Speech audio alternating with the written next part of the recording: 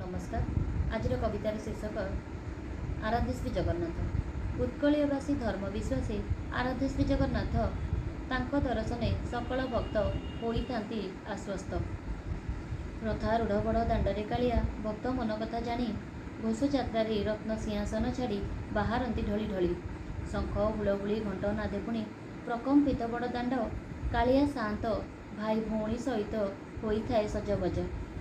रथारूढ़े पुणी चतुर्धा मूर्ति तीन रथ फर फर नंदी घोष विजे कालिया ठाकुर दिशुथाए कि सुंदर।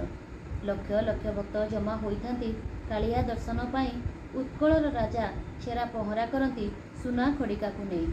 रथ टणा हुए गुंडीचा मंदिरे भक्त जे आनंद लभे दर्शन लिप्सु अगणित भक्त रथ टाणी सौभाग्य लभे।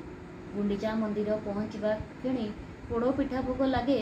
गोटी पहंडी कालिया शांत चली था बेगे बेगे। नव दिन नव जातरा रचंती नाना भोगराग खाई नाना अलंकारे शोभित हुअंती नुआ नुआ रूप नहीं। भक्त भावबंधा कालिया ठाकुर भक्त मन कथा जानी भक्त पाखे से दिजे पहुँचती नाना अनुभूति से। कला मुह थरे चाही देला परे आत्मा होइथाए शांत कालिया मुखरु अमृत झरई भक्त हुए आसक्त भक्त हुए आसक्त भक्त हुए आसक्त।